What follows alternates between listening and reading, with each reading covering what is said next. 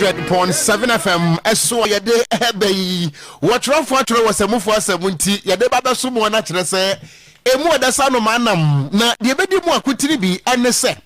yewura kwabra menta kando eya pomden so afo wode akoto dwa se 2025 aban at the doctors maku 25 aneko otimantam no emu nanso emu bienu pe ana adwuma no wo mo ye de aka wo mutifie egba mpese di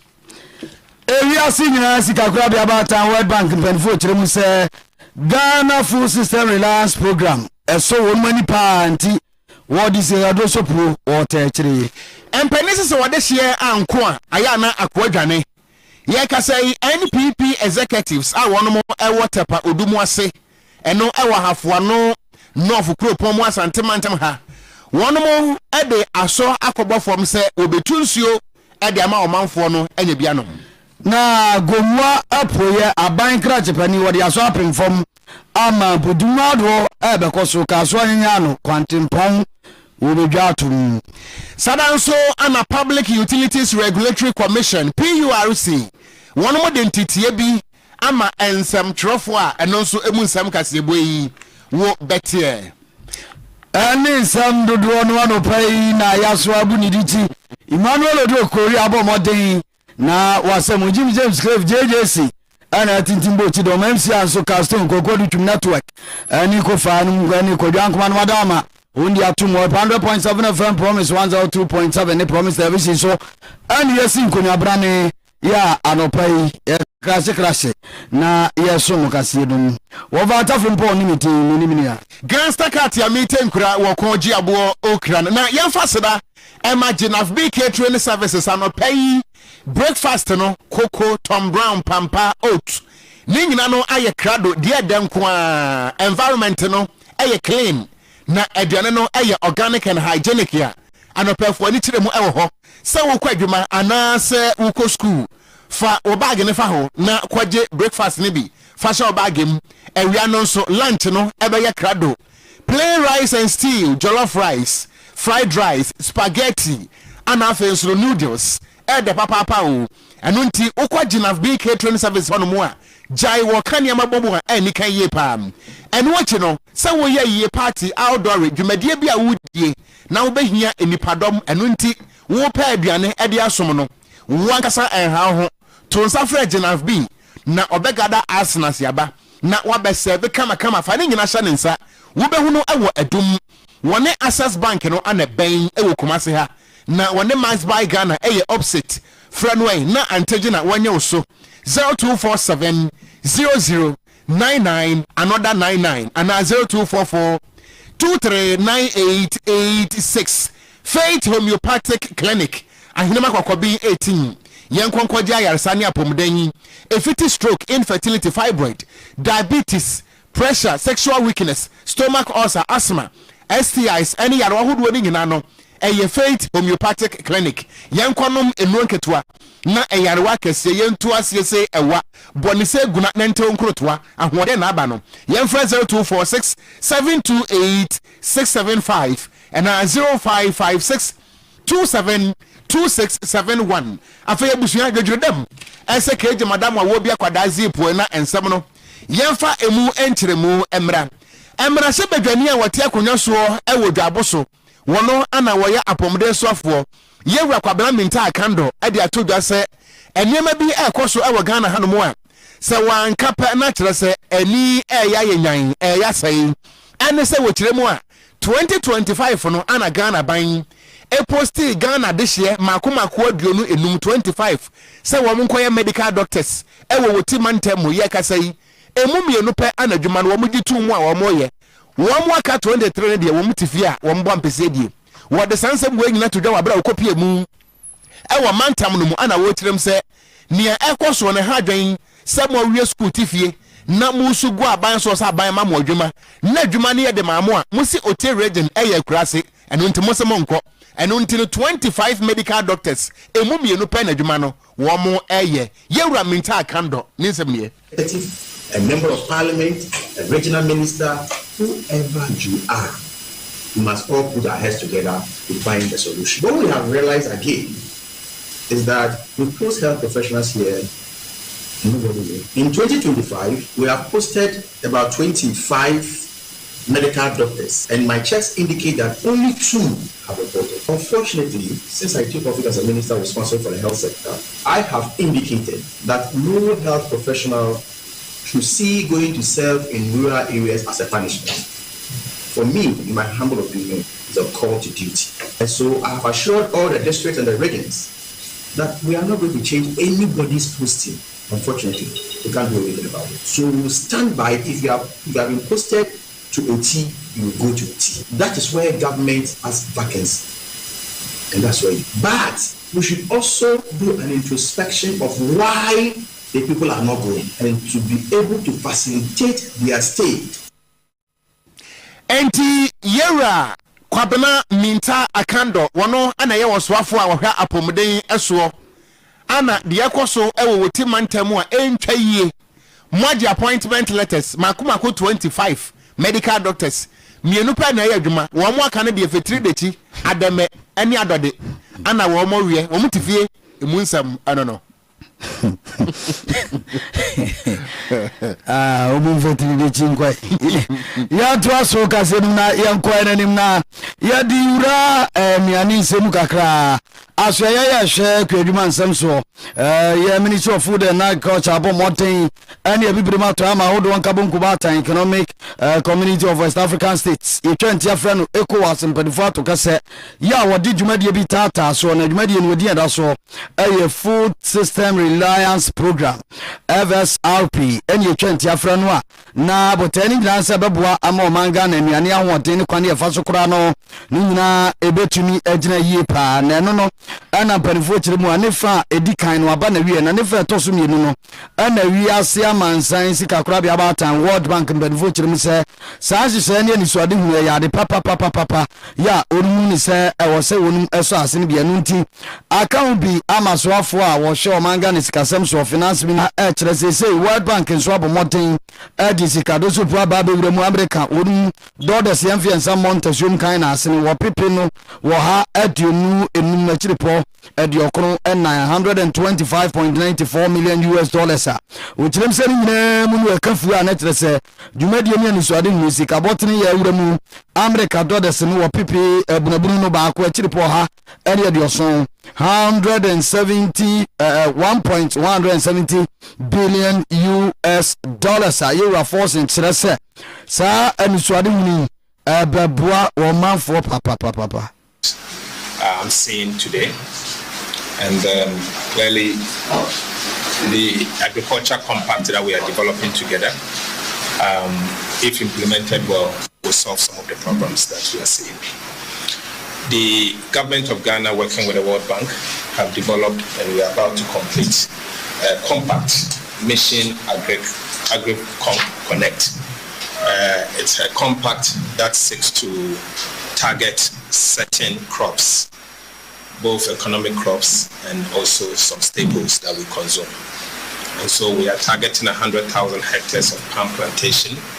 We are also targeting rehabilitating some of our cocoa farms in the cocoa industry. We are also targeting rice for Ghana to be self-sufficient in rice, to the extent that we will stop the importation of rice into our country. Clearly, today I've seen that we have areas that we can grow rice up to about 400,000 hectares. Ono nyamfo kesa to force na yete ninkan na sikakra bia batan wiase amansan nyina wonum na musini anase de ogina mudima wonum Dr. Aswini R Sebastian Semkakra ya wonso wode etudwa yentie bia the government's priorities to develop the agriculture sector. Why is that? The agriculture sector in Ghana is about a fifth of GDP currently, and it accounts for over a third of employment in Ghana. So a very critical sector for the future of Ghana, but there's much more that can be done. We hear when we talk to private sector, what are the constraints? Infrastructure is the thing that keeps coming up. Investments in irrigation, investments in roads, farm to market roads, etc. And so the bank is committed to providing support to the government of Ghana to address some of these constraints in infrastructure. So the government and the bank are currently discussing a program in agriculture to support economic crops, to continue to support irrigation schemes and approaches such as the one in this FSRP, and also for rural roads to then ensure food can be moved where it needs to be moved and crops that are going for export. Enti na Dr. Sweeney Sebastian Sam ya wode to do chirim se niti awa wi asisi kakra bia ba tan se ni so ade huni da wonu makoma so atere se ehia wonu papa pa ho anamo ni nyina wonu etubia no ntum ta kire miento akase bo no so na yemra santemantem a yeba arafo anonof kropo mu asantemantem ha na womanfo ni adesi a wono mo ewo tepa odumu ase na ensuo ho ayeden titiro de omo benom ani ade nanso mpenefo de atodwa se wode hye anko a aya na ko adwane eno nti NPP executives a womo ewo ho womo ka ba kirim se ntampe homa e de asokwa bofom a womo ebetu ensuo e de ma womanfo no na womo nso anya bi anom wonom ekirem se de womanfo no na mo no enya dia enika nanso no abanya na adwen se obeye eno nti na womo ankasa e de ato womo so a wodi se adwuman e de abo a womanfo no na wanya ensu papa etimi na wabra wade asobo fom no ana NPP electoral area coordinator ewo odumwase eye owura Sapon Nicholas wajebre ene wo yerepansam trofo di nkomo na wo kire botaye nti a adwumaso yi wodi akire yenti a yede aso abofom ene dai enyina ne se ye ensuo eye mechanized borehole e de ama odumaseman ye titru eye school a e wa hanti ye hunu se ye nkwala no ebre ani kuro no ebre e wo nsuo sem ho pa enti executives ye odumase electoral area MPP executives a me na me da no as a coordinator ana yake ho abom ese ye saa nsuo yi na ye de aboa ama kuro yi ani school yi atimi afa ne ntoma pa afra e wo nsuo sem ho efise ye hunu se nsuo ye problem a ha community pa eni ayeti yi eye owura Sapon Nkuma Nicholas wono ana oye electoral area coordinator ewo odumwase ewo NPP amanyoko no edinimu a wogina ne nuanom anamu ne nsamtrofo di nkomo botaye nti a wotu nsuo yi emu nkomo anabusuan wote ye no ya twa kase nso na ye piem ewo kaso apotemu akaso ne yaya no kwan no eza atete apansam ne ade ama nsamtrofo ne de obofo dodo no a ne yaka ho nsema ka ne ade ana aka obi ama sei nyankropo adoma brewa yi puma kwan mu anei aso apem from amasa kwan no aban ene mpanifo behwe na onum aka ho nsam ama omafo akobadie etumi akọ wano ene boko so na aban krachepani ye onunyafo Margaret na akom ene wode aso apem from ene wode nsam tudwa wo kirim se kwan de se koba se ho nsam ekokọ kana sa no a ya ne ka brabo no afa na hodo ni nada efri se eno aso eno mafo didi akoni aba yekoye adwuma na sika aba o manu nti se kwanye sa no a o manfo abrabo ne asitini ntimi nkose de wo se kono na sika nso enhyeda emma wo manu ebra wodi nsemi tudwa na woni mpanifo ade ahia afa ye kwan dwumadi ehone no na popro ya agomu anya no o man no woda wo ma no na kwa amiati obo motin na wodi ensem kakra to eja na yenti nyanya no o ma hene so big man the best friend on you my papa man say be be you pay sure the work be our house it you know yet to pay on time and cover the human bad 3 years in each another one they be pass you so what year what boy in terms of economic activities no now obobua yemba na obugwa na ade abiso ma kuma ade ayashi ma yemba bumi dumi bi awo ye nso wa ade ma kodra me iti ye bade wanse na enya ha pe ye wo ada ida rules kiti bi wa no so se wa ye man na obwa nti wiye ya ye wo bebi sufufu a ye be che wo yo na badwaba ye tra assembly member no nyafo Isaac Kwansa ye opotem wonum wonso ohwe nsam de ma ban pa se de kwani na city to ne mafo ne ya ban twa ne ni behwe onum no woda ban ase hwehwa ne nsake tete kanu asna no makodo de amma mpanyimfo a wa kasa na wa kasa awutwa na bola feri ho ama nde bibi a otedam lotum we pe na asna ne yakodo ya de no meda Bimo Casa, as a man, Yatwa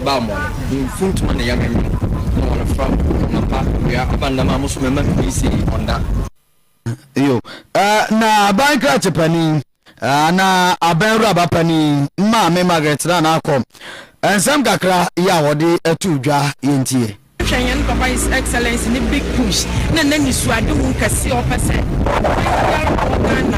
Obeshem kwani na abua na ebeda so no. Chese gomwa isin se yate den. And ntia fa kwanya we said na nanom ase. Na nanom esu ahayen papa. I'm said just last 2 weeks someone na we kan no obesu ahayen no. E ma ye release the drip machine ye MP supporting for. Ahemfo so obo with for. E me ye dem worshiping. And that's what ba better so ankasa ni ya asfata na ya dum. Yo nti na gomu abotamu abankra chepani ma me Margaret na akọ raba pani mum ne ni atie yento akasebo no so na yenko ensam foforo emu a yakọbono mantam no emu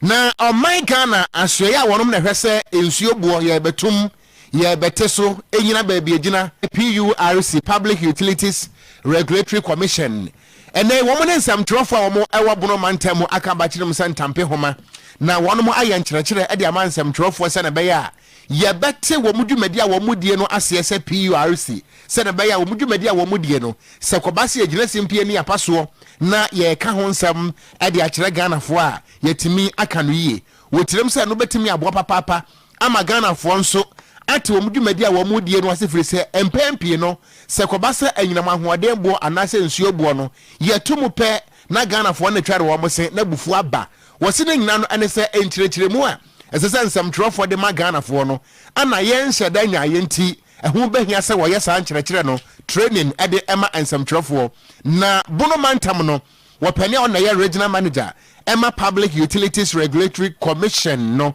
ɛyɛ Owura Patrick entry ni nsɛm nie Gotaya is seeing so our 2026 as a commissioner of one of the 19 this year. The say making sure say afia yes see your name be no ebedin kita movie. Any of mobile come educational activities here be ano the one man so at now this almost some boy no man broadcasting age there the other most important identity is education we say. We married him say commissioner at the major tariff review about thing I take effect the 1st of this January. So we want to make sure say information now you dey about thing no your church media no so I dey act as say so muso mu no juma o meti ma public with the right information out there. Ani ayete ye panin pa no ana bono mantam no PURC odano se regional manager Owura Patrick entry na no nsam eno no na tiawa NPP so gogoro amanyuko no ne de kwa akɔwie na NPP amanyuko no ene wonum ginatuku dwomtrani Chairman Edema Council of Elders Owura Hackman Osu Ajman wode nsem atodwa na okirem se nyame ani nukromie wonde ohuni san pipi amanyuko no sabre ebredo se wontu ani ehwe na enhyehyɛ awdo ya wodidi dwuma amanyuko no mu no wonum hwɛ na ebi ehia ensesa no sɛ san ne ade sɛ bɛyɛ na ni nyina bɛka afu ano sikasɛm ya NPP amanyuko no mu dwumadi titiro abato mrem ɛkɔso ne ade no ɛso timiti yentie no. I believe that in the fullness of time, we should look at this thing very critically. Our ultimate aim is to let every member in good standing vote. The idea is, and we may be wrong, we are humans, is that when we have about 2-3 million people voting even for these primaries, then the issue of TNT, which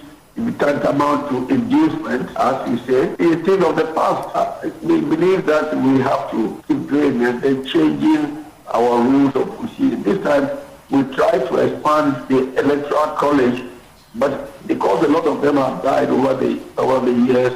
the figures were almost the same as it was in 2023 or whatever. Ayonti na NPP amanyuko no wonum pania gina tuku dwomtrani Chairman Edema Council of Elders Owura Hackman Osu Ajman ne ati ebusuya yengina we so na anopai kase boabo no de beso mo ni nyina no yemfa ensi yedayetiefo ne ahwefo nyina ase information centers ya moto nsam ne pete montene so yeda mo ase wo mo nso a ahimachin wo mo ne na ba adwuma wɔn dadam na kasebo yi ɛnam wɔn asom nso yɛda mo nyinaa mo ase paa owura Emmanuel Oduro Korea wɔn ɛne kasebo sɛmfoɔ Jimmy Cliff yɛ executive producer wɔn yɛ baayɛ MCR control ɛne server owura ku mo nyinaa no yɛda mo ase papaapa na yɛsɔɔso a na kyerɛ sɛ nana yɛ mensa Joel nana ana bene na tade en grip a o ko se ko yini kwana ma no ka so akwan ko yi ama and na de se de o si agi green kuma bofo o kuma bofo pa na ya we just body wo the trim me dey the grand sakati a me take kura wo ko gi abo okra mende wo vata football ya kona na le message the obvious no ato am so Jehovah is God obi a na ye yi na ne kwan ama no an ni age o hyeda aka ne ntokwa no pay menka no abusiafo na bia boko nyame adom o pani kasa na so bi no